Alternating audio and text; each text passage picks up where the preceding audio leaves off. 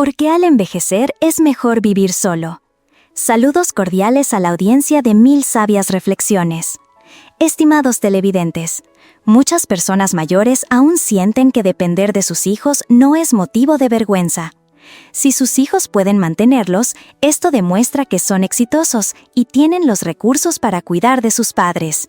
Deberían sentirse orgullosos. Al vivir con sus hijos, los ancianos no tendrían que preocuparse por la comida y la bebida. Sin embargo, en realidad dependerían completamente de sus hijos y nietos.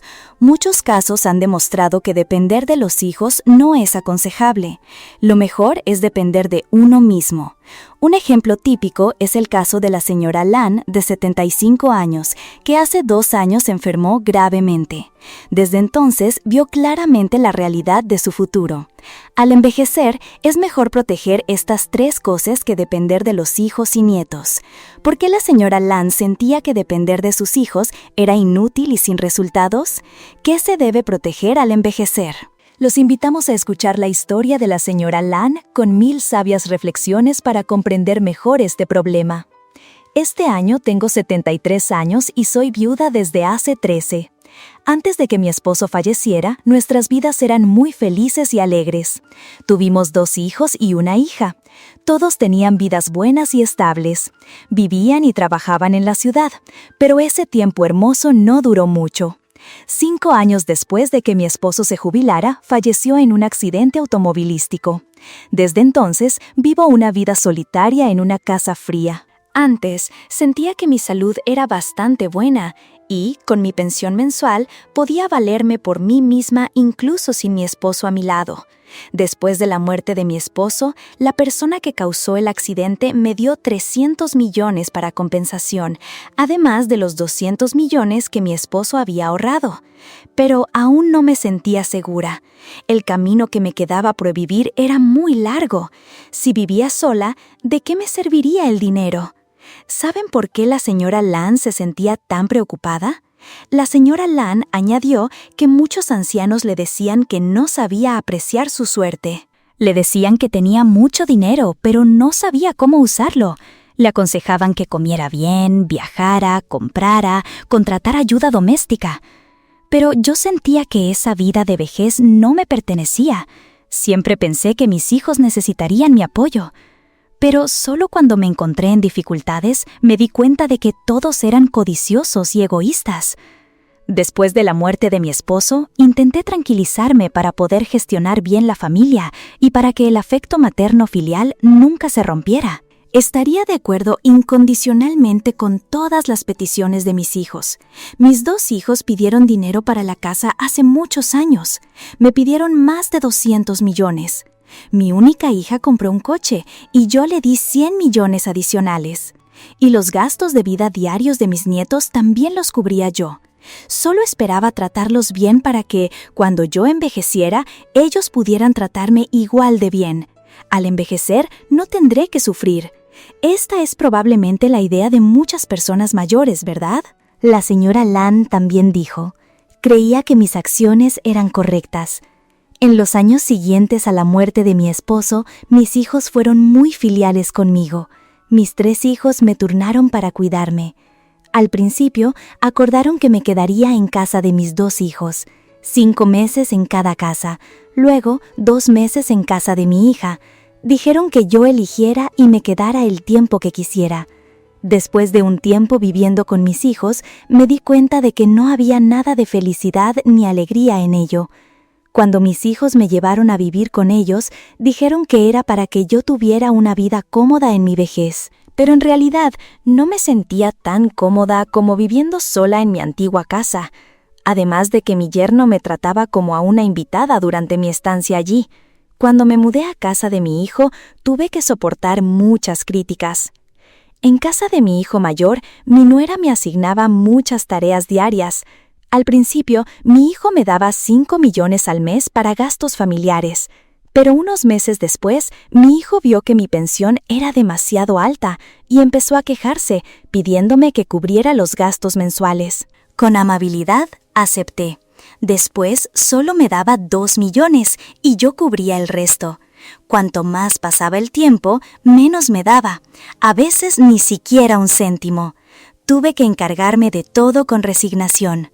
No es de extrañar que mi nuera y mi hijo siempre intentaran complacerme, solo para que yo usara mi dinero para comprar cosas para la casa. Lo mismo ocurrió cuando me mudé a casa de mi hijo menor. Pero este hijo me engañó con más dinero que el mayor.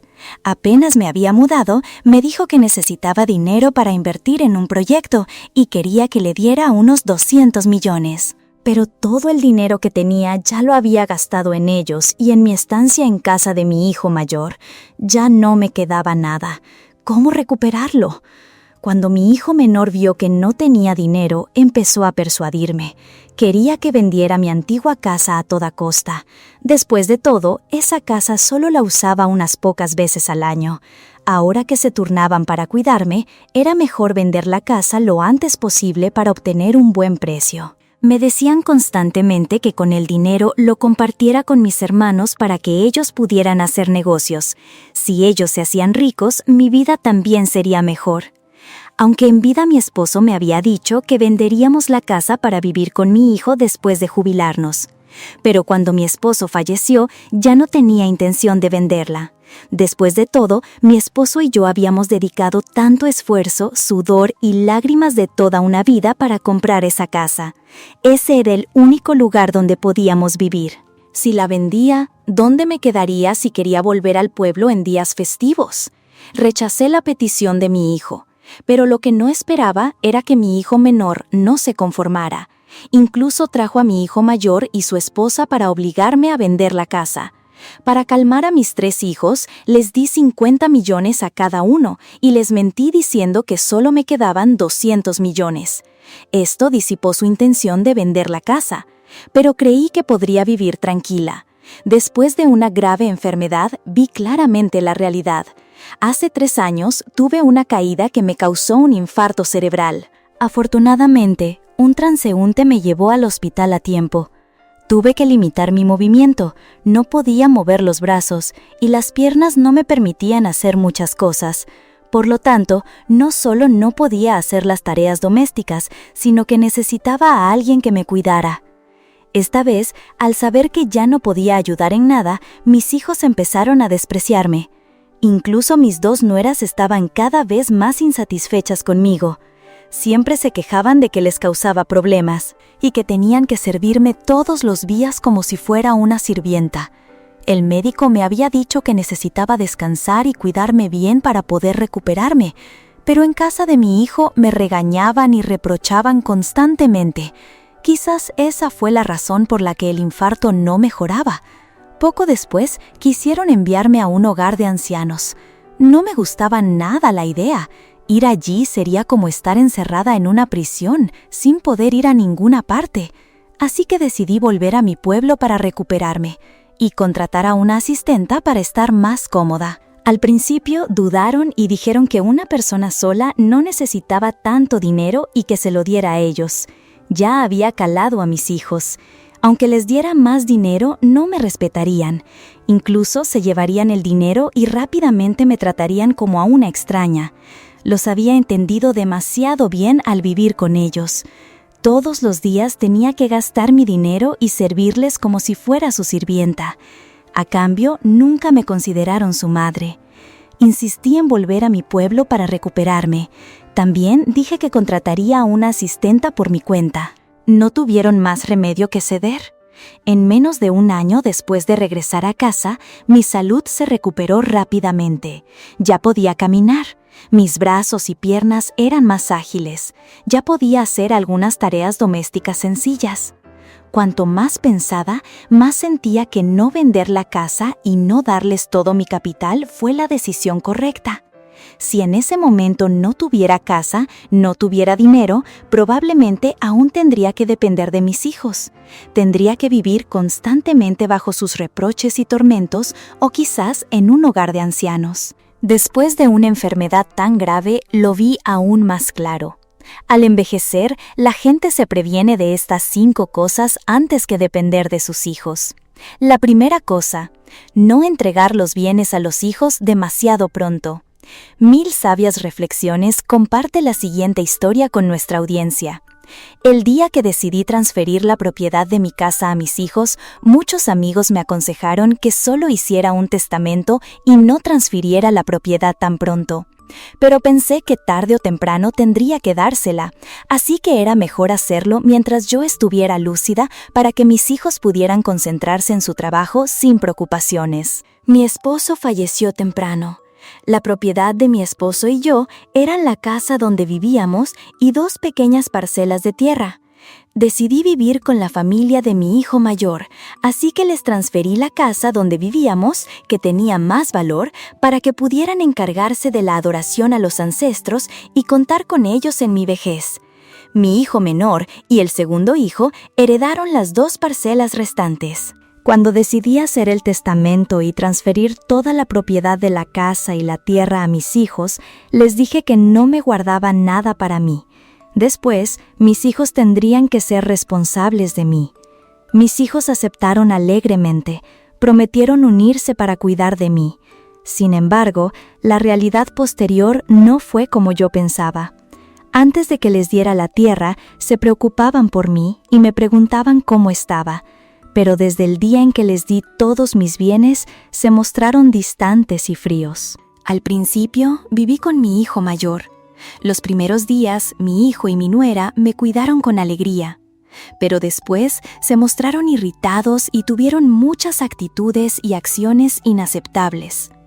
Muchos días, con cambios de tiempo, me dolía el cuerpo, me enfermaba con fiebre y no recibía una sola palabra de preocupación, por no hablar de actos de cuidado de mis hijos.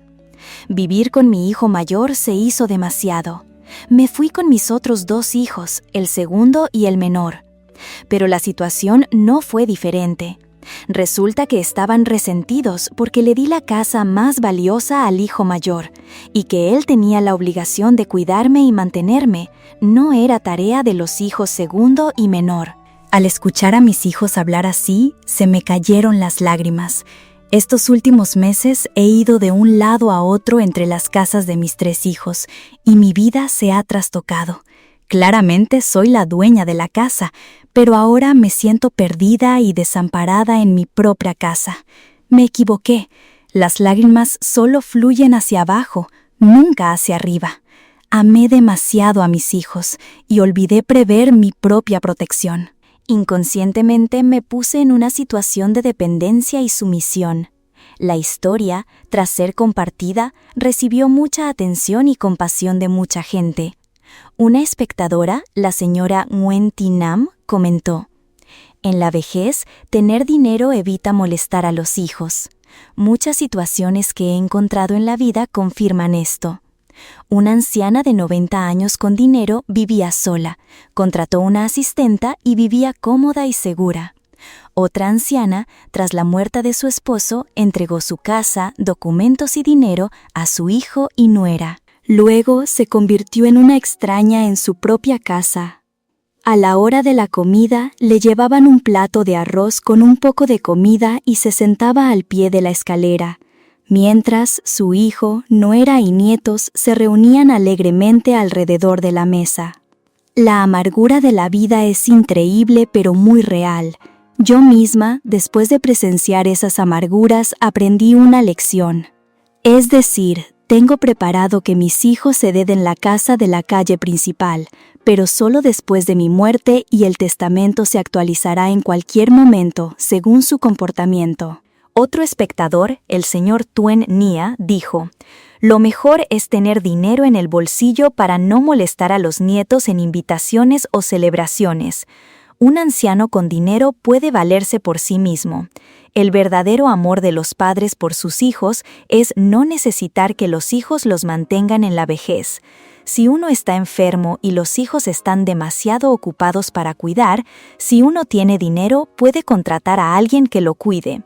Hoy en día existen servicios de cuidado para ancianos y enfermos. Son profesionales capacitados. A veces cuidan mejor que los propios hijos. Por lo tanto, en la vejez, el dinero es la fuerza de los ancianos. Por eso, si los padres tienen bienes, deben ocuparse de sí mismos primero.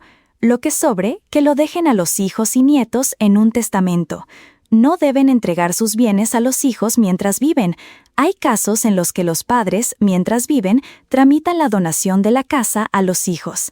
De repente, la casa que era de los padres se convierte en un lugar donde los padres son huéspedes de sus hijos, como en el caso de la señora que se ha compartido. Así que, queridos amigos, cuando lleguen los últimos meses de su vida, deben aprender a dejarse una vía de escape. Sus bienes son como un tesoro para disfrutar de la vejez. Las personas mayores nunca deben entregar sus bienes a sus hijos antes de fallecer. Hacerlo es como darles a sus hijos una vida fácil y ponerse a sí mismo en una posición pasiva. Las personas sabias solo entregarán sus bienes a sus hijos en el momento más cercano a su muerte. Esto no solo evita el riesgo de que los hijos malgasten los bienes, sino que también le permite pagar los servicios de jubilación si los hijos son ingratos. Solo cuando los ancianos conservan su dinero, los hijos y nietos los respetarán. Especialmente en familias numerosas, los ancianos suelen decir: «Preocúpate por ti mismo primero». Si solo te preocupas por tus hijos, no te quedará nada. De hecho, en algunas familias ricas, por querer una mayor parte de la herencia, algunos hijos ingratos compiten por cuidar a sus padres para beneficiarse. Pero en el fondo, no desean ser tan filiales y serviciales.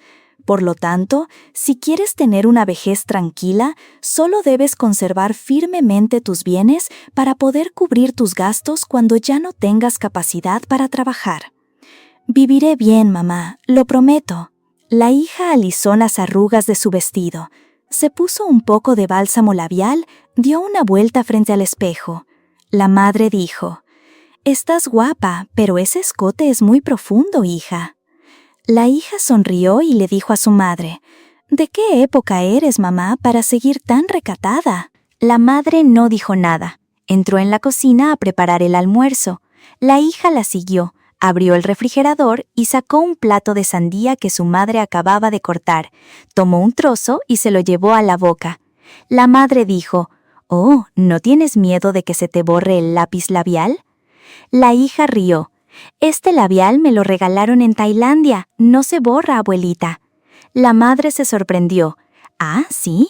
La hija besó a su madre en la mejilla. «Soy yo, mamá. Bueno, me voy». Cuanto más crecía la hija, más se parecía a su madre, pero era más bonita porque sabía arreglarse. La hija tenía suerte. Un médico le daba mucho dinero cada mes.